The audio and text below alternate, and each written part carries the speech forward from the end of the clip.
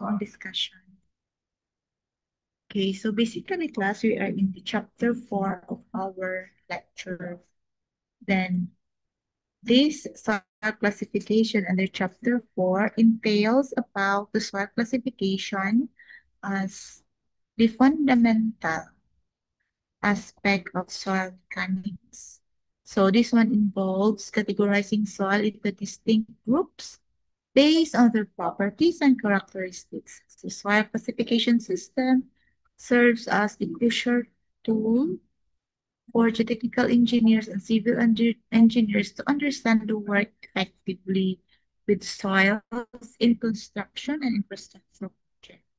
So basically, class, if we have this type of soil, for example, sandy soil or gravelly soil, silty soil or clayey soil, we can make judgment na yun what type of construction or foundation we are going to propose on that check sa to a specific design.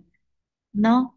That's why we have to know how to classify the soil in our project sites. And that discussion involves different soil classification. So we'll be discussing soil type based on the OSDA or the United States Department of Agriculture's kaniyang classification. Then also we have the soil classification, Unified Soil Classification or the USCS. And the last one class is the American Association of State Highway and Transportation Officials. That is the AASH2 and that is ginagamit sa DPWH. Although some of the kuan can laboratory testing in our country, they also use the USCS and the AASH2. So both. But most of the time, when we say pavement or road pavement or highways, we opt to use the AASH2. But in terms of research, conduct of mga study, we opt to use the US. Okay, so this is the learning outcomes that at the end of this discussion, you students will be able to explain the principles and objectives of the soil classification system, including the AASH2, the USCS, the OSDA, and their significance in geotechnical engineering and soil science. Then also identify and describe the key properties used for soil classification. So what are the parameters that we need to explore or to discover or to determine for us to know its soil classification? Pili man pwede class na, di mo ra siyang tanawon, di mo ra siyang hikapon, then you can say, kuan siya kanang loamy soil. Naman pwede. Naagi siya mga certain properties. Although we can make initial judgment based on its kanang physical lang, kanatong ma-fit. But in terms of its properties good, dapat nato siya i-ano, i-test. Then the last one is analyze of classification data obtained from laboratory tests built investigation to classify salt into appropriate groups and categories. So for this afternoon class, our topic would be the textual classification, the PASTA classification. Then classification by engineering behavior based in the US rules, and classification by engineering behavior based on ASH. Okay? Pausahin na tayo.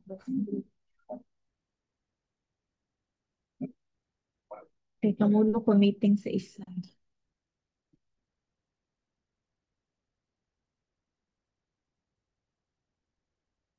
Okay. So let's discuss class the soil classification system. So basically, it is an arrangement of different soils with similar properties into group.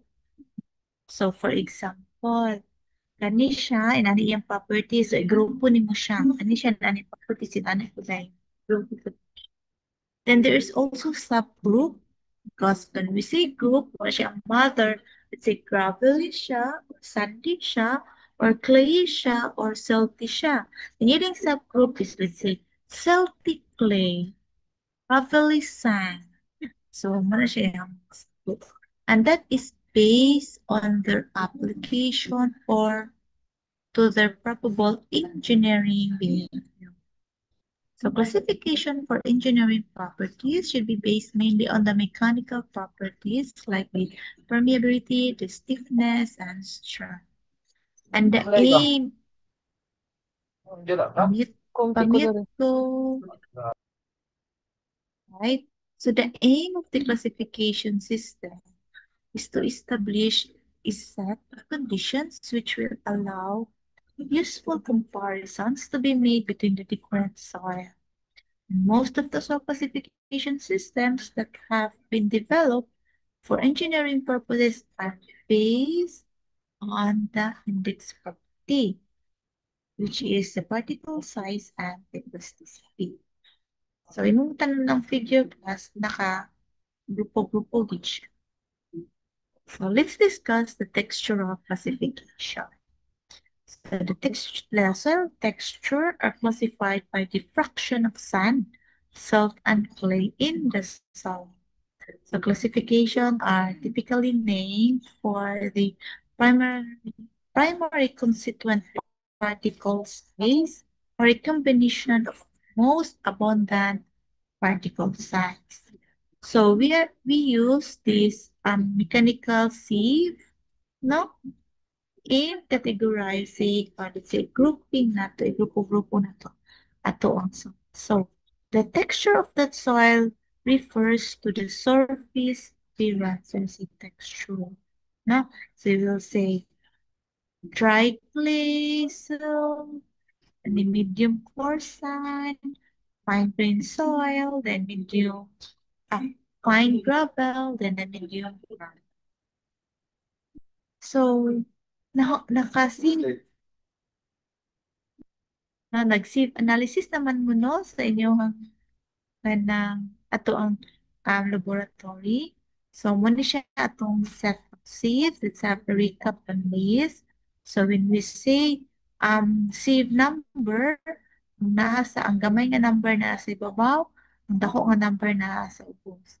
But in terms of opening, in terms of its diameter, ang dako nga diameter or opening size sa ibabaw, ang gamay nga opening size sa ubos.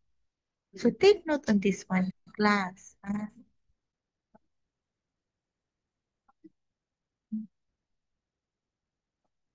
Okay. So, when you have a soil class, tanan nga mo retain, this one class mo pa ni sila, gravel pa ni sila. Ang tanan din mo pass sa kaninga sieve, no, boundary niya, coarse sand na ang tawag. Okay? So, kanan pud nga mo retain, coarse sand pa siya. Pero ang mo pass, medium sand ang tawag. Then, kanipod, ang ni-retain, medium sand pa, but ang nipas, fine sand. Then, ang ni-retain is fine sand, but ang nipas, salt and clay. So, take note on that class that when we say gravel, dapat ang iyang diameter is greater than 0.75. But when we say coarse sand, no? Kaning coarse sand, all soil particles that pass sieve number 4 but retain in sieve number 10. So, coarse sand. The medium sand, tanan nga ni pass sa sieve number 10 but na-retain sieve number 4. Then, the fine sand, tanan soil particles ni pass sa sieve number 40 but na-retain sa sieve number 200. And tanan ni pa sa sieve number 200, we call that one as silt and clay. Okay? So this is the OSTA textural soil classification chart. So, si OSDA class, again, dito ko bingon, ginagamit siya sa mga agriculturist. Tapos ato ang first na topic, no? So, in classifying the soil class, the revolved lagi siya aning triangle, no? So, what they did is they just get the percentages of the clay, the percentages of the soil, and the percentages of the sand. Kana na jud sila tulo. After na class, ila din i-project. Okay, so let's have an example. So, na sila soil, and they conducted sieve analysis. After sieving class, they get the percentage of the sand, percentage of salt, and percentage of the clay. Ano siya? So, kung imong tanawon class, imo siyang tanawon here ha, para makabalo mo. So, ibabaw, gravel, tanan nga nipas, sand, ang tanan na nipas, then ni-retain sa 200, sand, tanan na nipas here is salt or clay. So, let's have an example. So, this is the results based on the sieve analysis. So, it says class you have 30% sand. So, moadto din ka sa sand class. This is the sand na category or let's say, or access niya. Okay, after that one, yun siya 30. So, let's check ha. Let's say, this is the sand. Ay, no.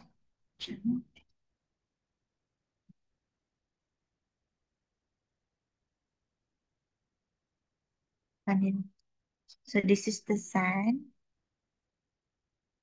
Yun siya 30. So, you have 0, 0, 10, 20, 30. So, since the 30 class, hindi mo na siyang i-project ito sa 30. So, bayan mo na siya ang yahang linya. Next. So, we're done with the 30. Next. Salt is 40. So, this is the salt. And siya 40. So, yeah. 10, 0, 10, 20, 30, and 40. So, 40. Project na po din mo siya class. Then the last one is clay, 30%. So, this is the clay, 30. So, 0, 10, 20, 30. So, project mo siya. So, as you can see, class, get the intersection of the three lines. So, kani siya. So, try to check asa din siya na fall. So, if ato siyang tanawon, naa siya ani nga box.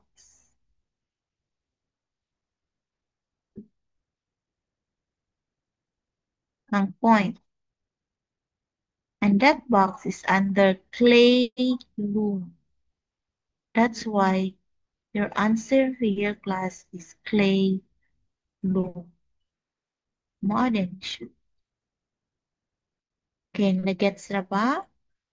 If nasa po, kindly ko heart reaction daw, be. Nasabot na ba siya, class? Hi? Kaya ang uban kinag-heart reaction, ang uban kay wala. Okay? So, let's proceed. Ito sa lang din. Okay, another example class is what if you have a gravel? Ma'am, na ako'y gravel, pero sa classification ni Osda kay clay, salt, and sand lang.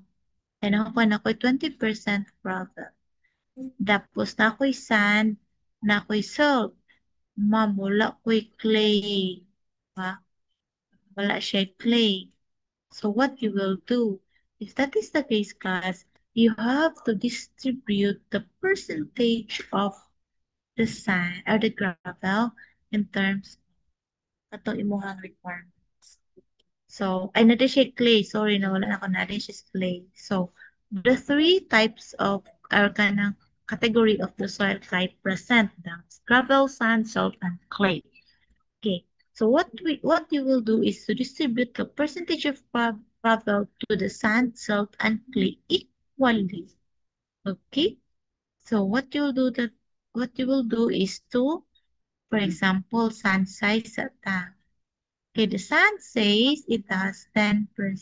So that is 10% of 100 over 100 minus the 20% of gravel. This is the 20% of gravel. Then you can get the percentage. So this is now your new percentage for the sand. Okay, so the next one class is on salt. So for the salt, it says that it has 30%. So for the salt, you've got the 30% multiplied by 100 over 10%. And again, that is your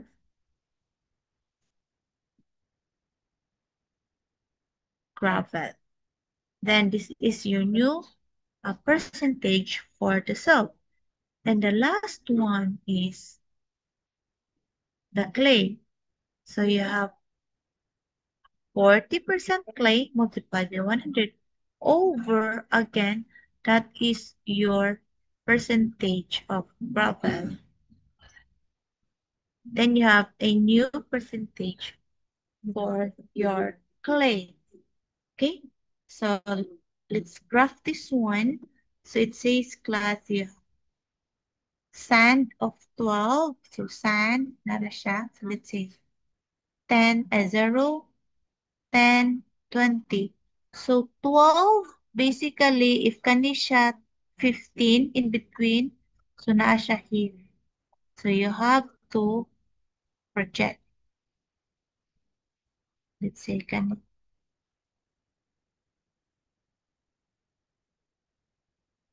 Then the next one class is your silt, 37.5. So nara si silt.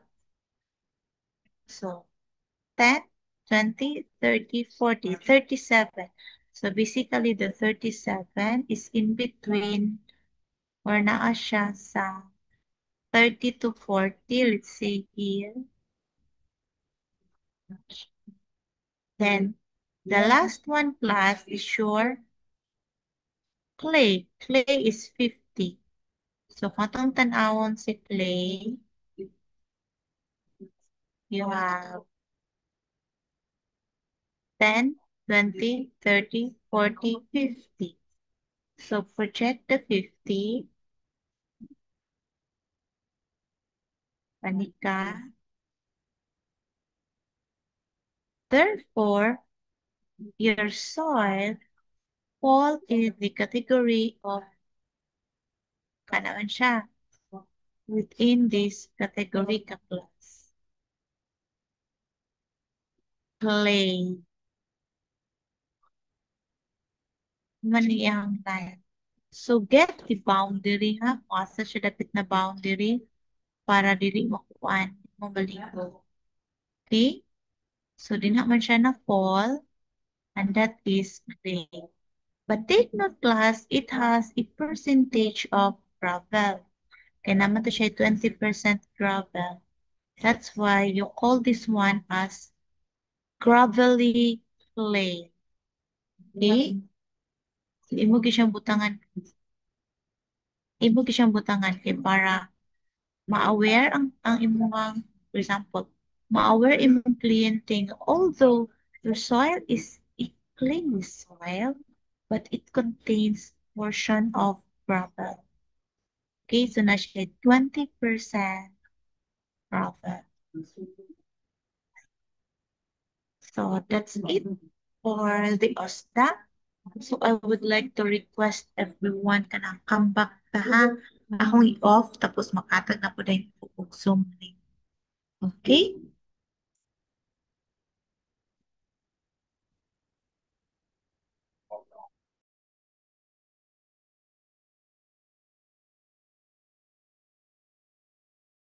$45 na. So we have these standards na AAS2M145-91 in 2003, that is standard specification for classification of soil and soil aggregate mixture for highway construction process, and the ASTM D3282-09, that is the standard practice for classification of soils and soil aggregate mixtures for highway construction. Okay. So according to the Ashtunga system, no, soil is classified into 7 major groups, and it starts siya from A-1 to A-7. And we also have the subgroup, that is the group index or G. And ano siya class? All soil Docono class under A-1 to A-5, that is what we call granular soil, or mga soil, no, greater than or less than, or let's say, ang particle size niya, mas daghan ang ni-retain sa sieve number 200 than ipas. So meaning, anita, if this is the sieve number 200, ako siya ilisod. If this is the sieve number 200, no, number 200. So, when we say, siya, 35%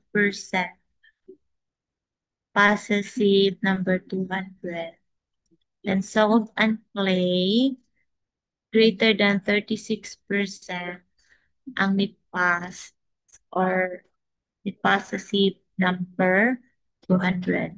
So if this is the sieve number 200 class, itong boundary. So,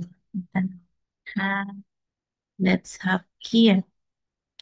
So, ang nasa ibabaw is ang nipa, retain is greater than 35%. So, meaning, ang nipas lang class is less than 35%. So, mas daghan, or ako siyang iduul, tipang siyang sa.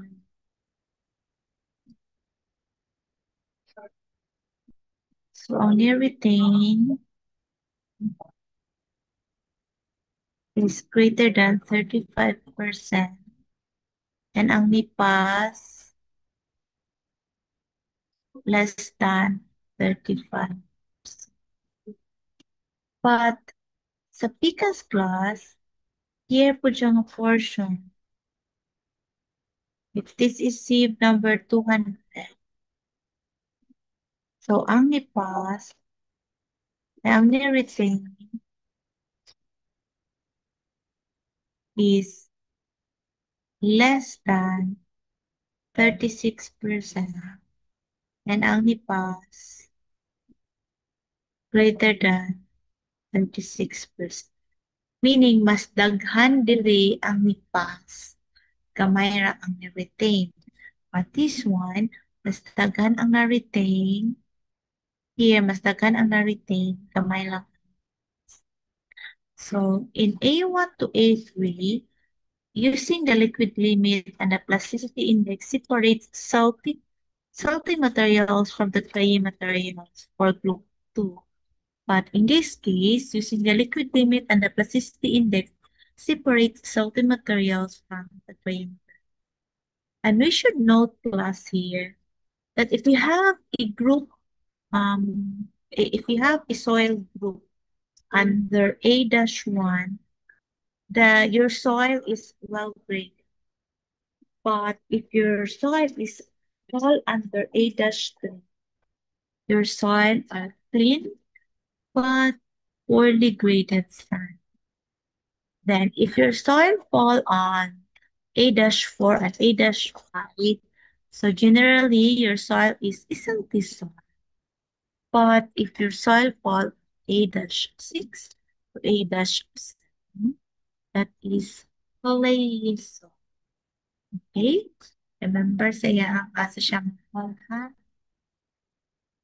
So there are classification, no? This classification is based on this criteria. First is the grain size. Ano siya? Kabulunod na nga pagka-gravel, no? Ang na-retain, pastagdan siya na-retain sa sieve number. And sand, nipa siya sa sieve number 10, but na-retain sa sieve number 200. So again, ito siyang buhatan o graph or line. Then we have equation.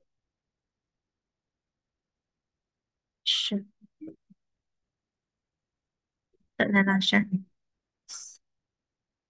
Pinauna siya. Okay. This is number 10. Number 200. So, ano siya class? Ni-retain here gravel. In between nila sand. Ni-pass here salt and clay. Okay. Then the plasticity. The plasticity class, this is the term salty, and the term salty is applied to the fine fraction of the soil have a plasticity index of 10 or less. Then clay is applied, the fine fraction has a plasticity index of more than 10. Then they have the cobbles and boulders. This one is larger than 75 mm. This one, they are excluded. So, di na to siya kapilon sa pag-categorize. Okay? Then, showing to you class the steps on how to use the AAS2 chart, classification chart. Okay? First, we have to determine the grain size distribution. And second, we have to conduct liquid limit test to determine the liquid limit content or the moisture content. No? Then the third one is we have to determine the plastic limit PF. Then we have to classify the soil using let's say we start from the left to the right, then elimination process. Okay, so for example, class, this is our A-1 and A-2 chart, no? Then the A-3, ano siya, which is so this is a granular material, ano siya, 75% or less of the total sample passed number is 200. So meaning less than 35 ang nagpass sa sieve number 200. So in anak, ka-powerful si sieve number 200, no? This is our sieve number 200. So meaning, mas gamay ra ang nipas. Ang nipas here is less than 35. Ang ni-retain here is greater than 5. Then, anit the first class? Check. No, let's have check first. Sieve analysis result niya, the particle distribution. Then check ang 10% at number 10 na sieve, number 40 na sieve, number 200 na sieve. So, for example, ano siya? Sa sieve number 10, dapat ang maximum nga ni-pass kay percent passing iyang configuration. No? Dapat, maximum lang siya is 50. So, what if ang results, let's say 75?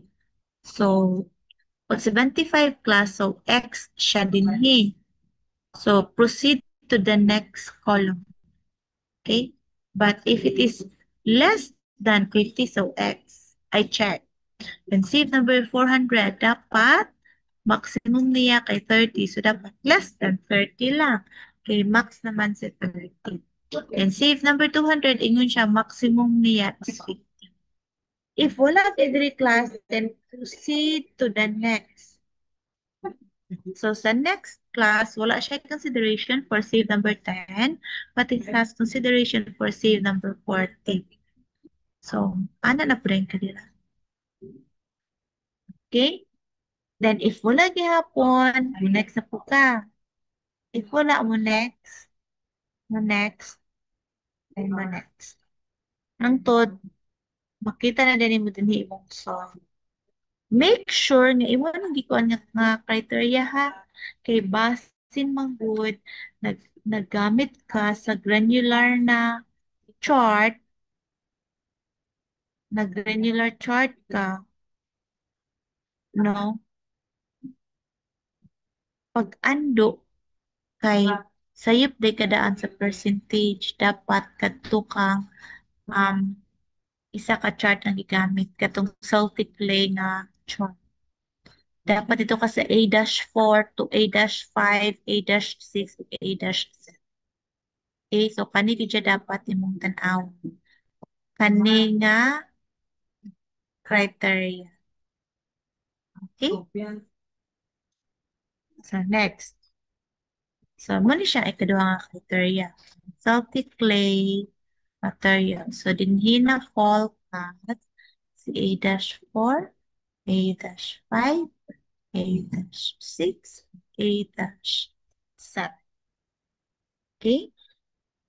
So, ano siya? More than 35% passive ang tubig. So, meaning, if this is save number 200,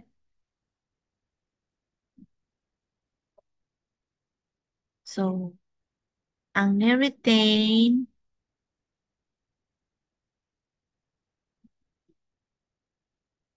is less than 35. Ang ni-pass, more than 35. So, you're going to use this chart, di ba? Opposite sila kaganina. Ana siya, kani-ana siya. Okay? Sorry, kani siya class, inani siya, but this one. Alright? So the first thing you have to do is to check save number 10% pass, number 40, and number 200. Then, since wala siya consideration sa 10 of 40, you can go to 200. Ano siya? Sa 200, dapat ang minimum nga ni pass is 36. What if ang ni pass kay 10? So 80 ang ni-retain. So dili ka mo fall. Okay? Sana siya. 36. Then check the liquid limit value, the plasticity index, no? Then, if again, same yapon, the process of elimination, dili ka first magtanaw. For example, the save number 200, check siya. Sorry. Pag abot sa liquid limit, let's say maximum kay 42, 40. Yung liquid limit kay 41. Na maximum kay 40 raman. So, X siya dira. So, proceed and directly to the next column. Check na po ganun ha. Pag abot kay again, ang iyahang 1 kay 41. So, check siya diri. Tanara po dahil if ang iyahang plasticity index kay di ko ba siya sa atuang criteria. If not, proceed na po kahit sa next column up to the next column. In the last column class, sa A-7, sheet consideration.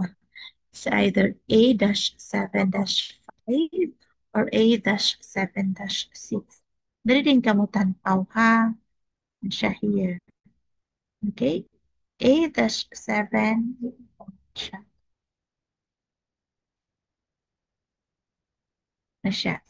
A-7-5 if and only if your liquid limit minus 30 is greater than PI. Then A-7-6 if your liquid limit minus 30 is less than pi. So try to check the operation or the condition ang sa iyang gisulat here. Alright. Then we also have this chart. Okay. This one class is the relationship between our plasticity index and our liquid mean. So for example, na siya, no? You have, ano siya, plot the range of the liquid limit and the plasticity index of the soil that fall into A-2. Siya condition, ha? A-4, A-5, A-6, and 7. Okay? Napakalasa ako. May check ako.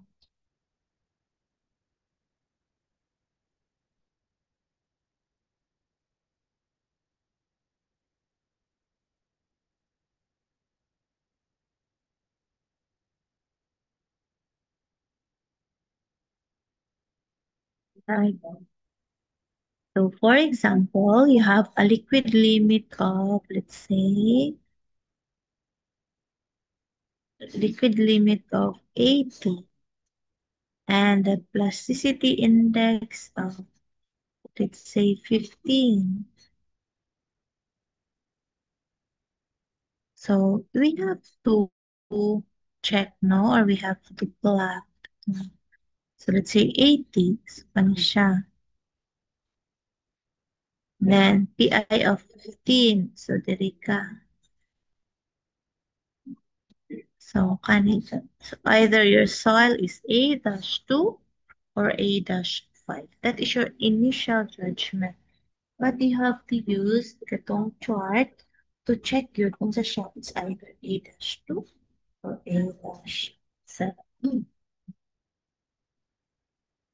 Then we also have this group index. Group index class is very important because in considering the as kanang soil as your filling materials, fill in ka, kani siya ang consideration. Also the our separate.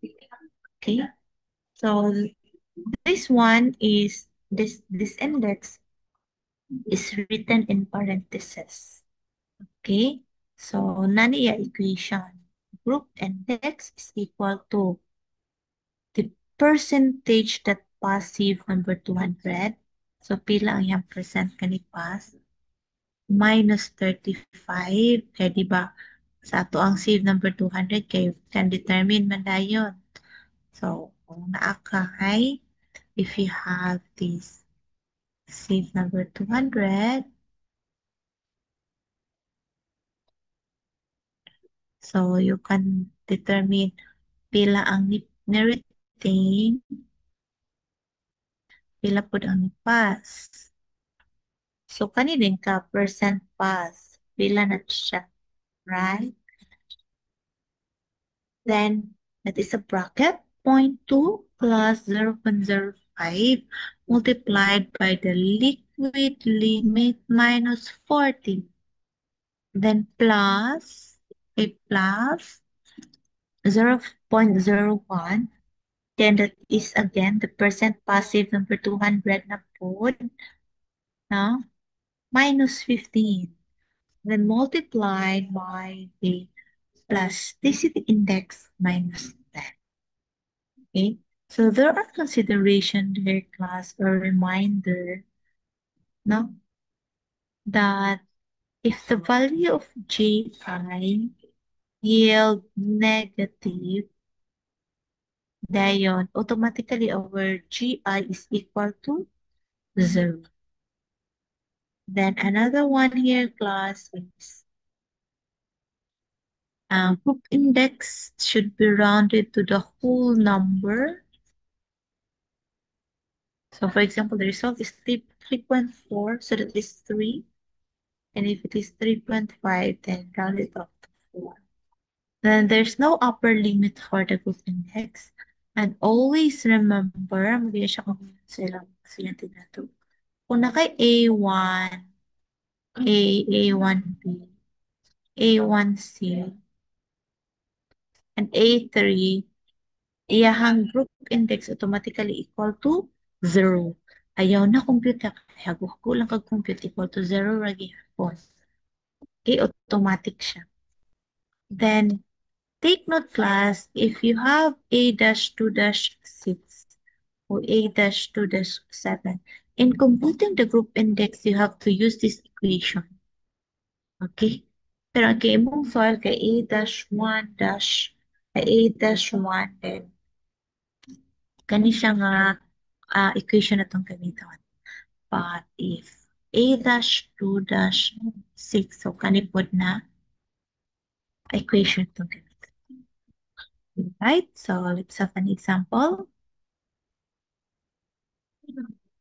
Okay. So for example, class, you have this result from the sieve analysis. We're in consider the sieve number 10, pass half pass. So nakay 42. So meaning, kung atong tanawon class, nakay 42 ay sieve number 10. Sorry, ato siyang ikman. So sieve number 10 and sieve number 40, sieve number 200. So ana siya, ang ni-pass daw diri class is 42%. So basically, kung nakay 100 minus 42, pila siya? 58% ang na-retain. Pag-abot diri, ang ni-pass daw class is 35. So pila man ang ni-retain? Class, pila man ang ni-retain? 65. Really, 65. 42 naman ang ni-pass. Oh. Sa ibabaw pa lang dad, 42 naman ang ni-pass. Pag-abot diri, ang ni-pass kay 35. So pila may ni-retain? Na ay? 7. Very good. So na ay 7. So 7 ang ni-retain here. Then, sa sieve number 200 class, it says na ang ni-pass is 20. So ang ni-retain is 15. So ano tayo? Then it has a liquid limit of 25 and a plastic limit of 20. So using the AAS2, let's check what type of soil we have. Okay, so first is nasa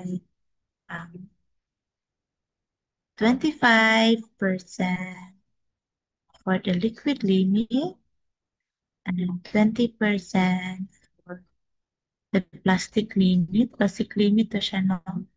So your PI from previous na itong discussion, PI is equal to LL minus PL. So that's 25 minus 20. So you have 5%. So let's use. So I have here, there's a plot on the now na.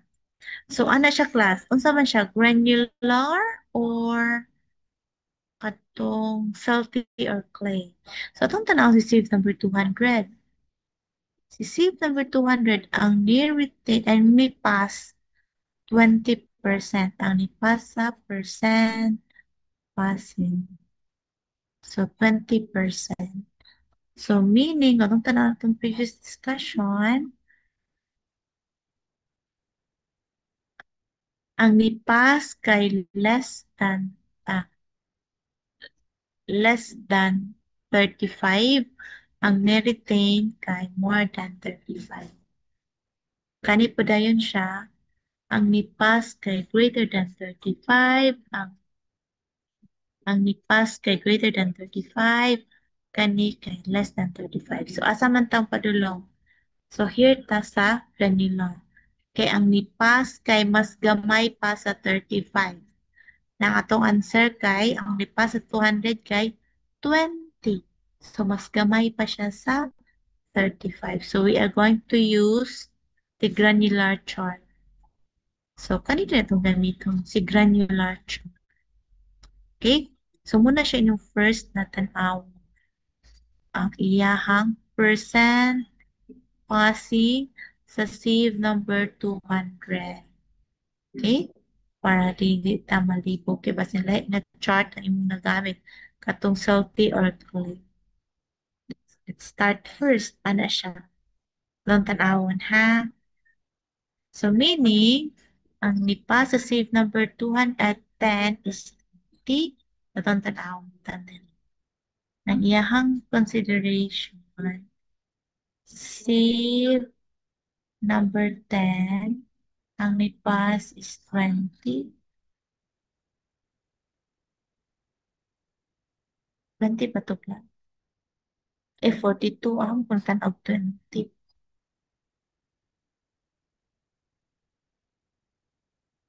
This one is 42.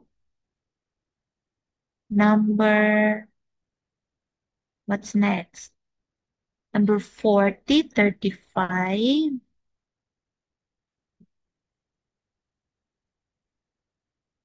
Then number 200 is Lanipas 20. We will end 10 minutes now.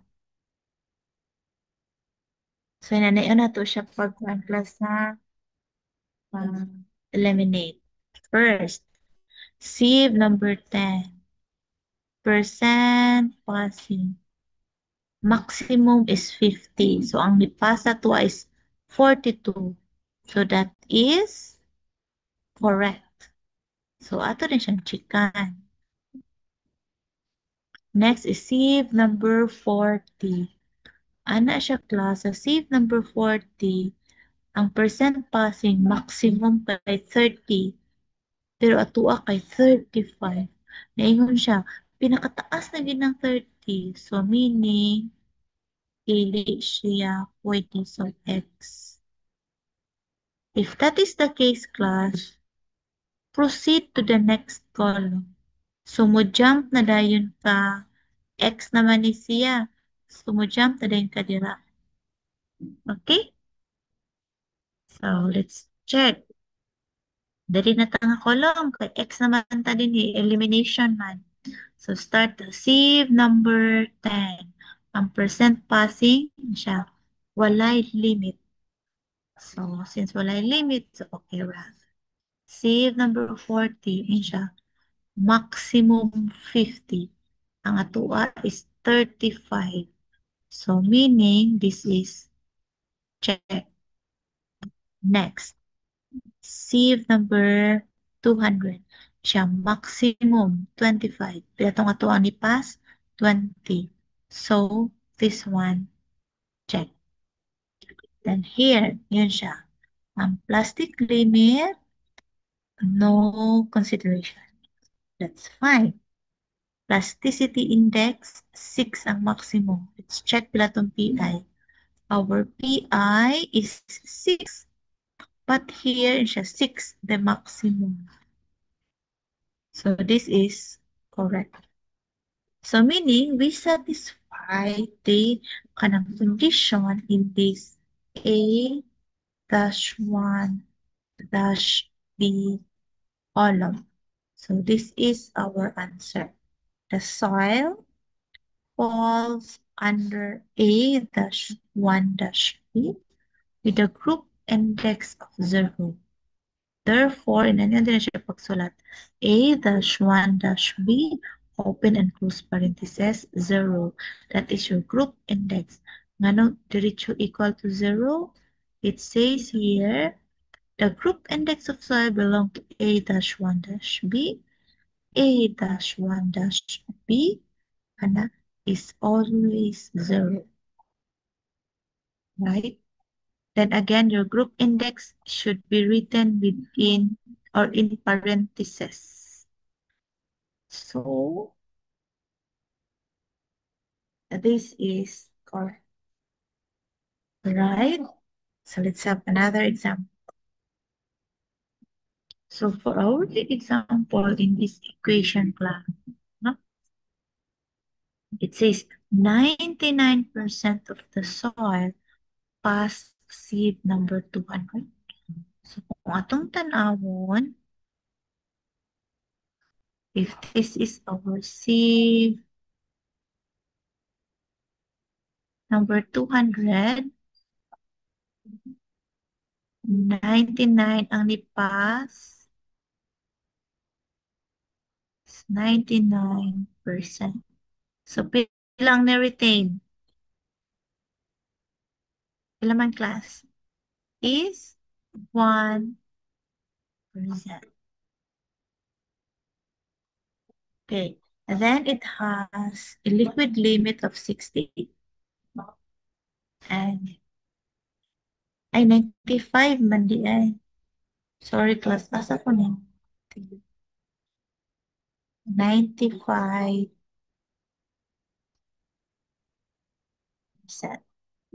Then it has a liquid limit of 60 and a plasticity index of 4.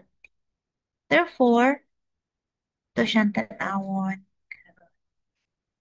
Okay, so since 95% ang nipas, so we will use this chart.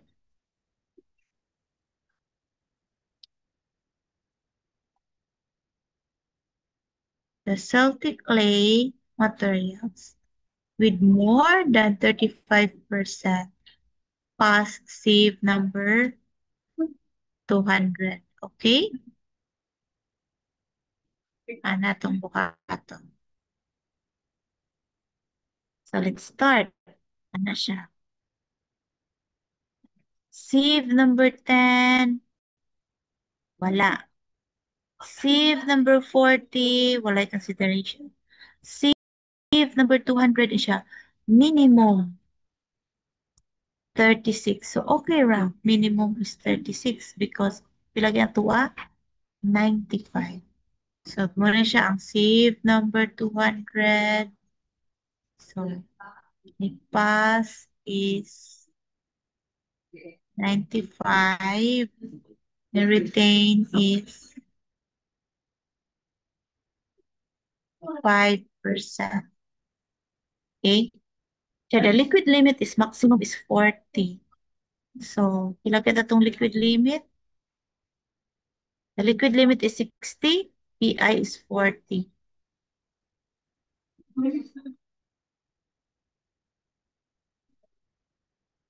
So, itong tanawon class siya, the liquid limit should be 40 ang maximum, but ours is 60.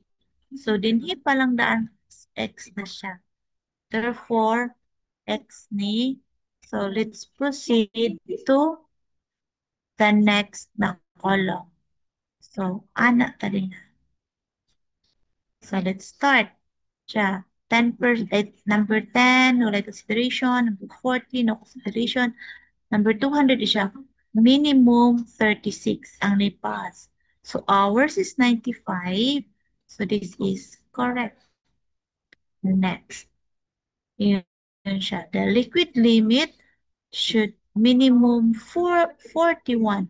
But ours is 60. So, minimum man. So, okay ra. It's correct. The next one is plasticity index maximum is 10. But ours is 40. So, meaning, dili siya pwede. So, with that, we have to proceed to the next column. Okay. The next column class, it says, sieve number 10, like consideration. Sieve number 14, like consideration. Sieve number 200, minimum is 36. So, this is correct. Next. Yun siya. Liquid limit, maximum is 40, but ours is 60. So, with that, this is wrong. So, proceed to our next column. So, let's have sieve number 10, no consideration. Sieve 40, no consideration. Sieve number 200 is 36. So, this is correct. Next is our liquid limit is 41. Minimum, then we have 60. So this is correct. Next, we have plasticity index is 11 minimum. Ours is 40. So this is therefore our soil is not just a A-7. But in this category class, na siya tuha ka bantayunon. Which is which? The soil belongs to A-7-5 or A-7-6. So you have to consider gani siya. Inga siya if A-7-5 should be PI greater than equal to LL minus 30. We have an LL of 60 minus 30, so therefore 30. Is 30 greater than 40? So this is wrong.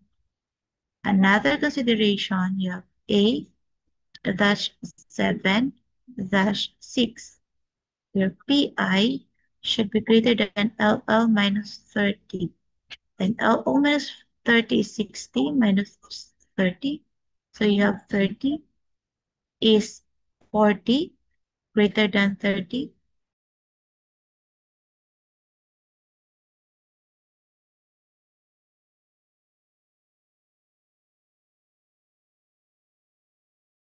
Alright, so let's proceed. Happy to kita my class.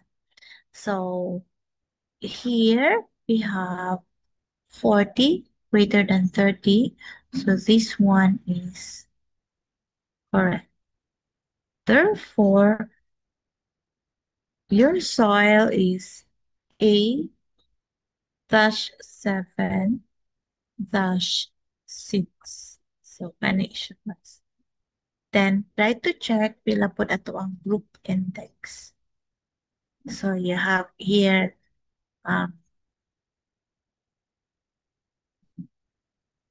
percent positive number 200 is 95 minus 35 multiplied by 0.2 plus 0.005.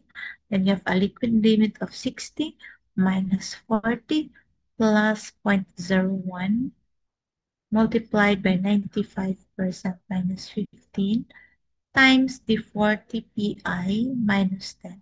So you got an answer of 42. So the final answer, you have A dash 7 dash 6, open and close parentheses, 42. So that's it. Okay. So for this afternoon, this evening class, let's have our set work. So I want you to download. Ako butang sa GC na to.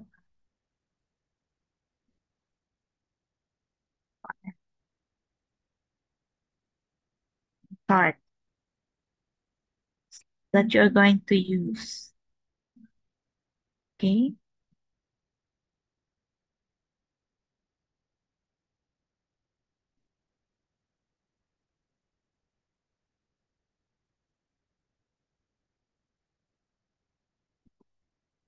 Download na ako.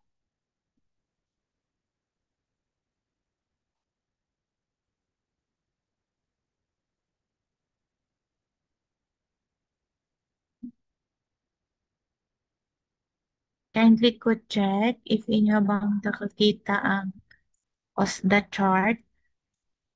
Kita ninyo class.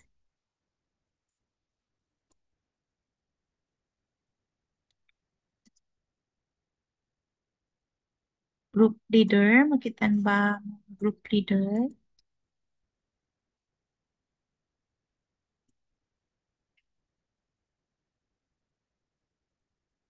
Okay, next is ang OSDA. Try na ako find si OSDA ha. Kanilang kani siya kay nice kay 1 straight lang. Mhm. As na. So, nakita na? Dayon, I want you to go back with our previous discussion last meeting about, pa kasi ni-admit niyang classmate.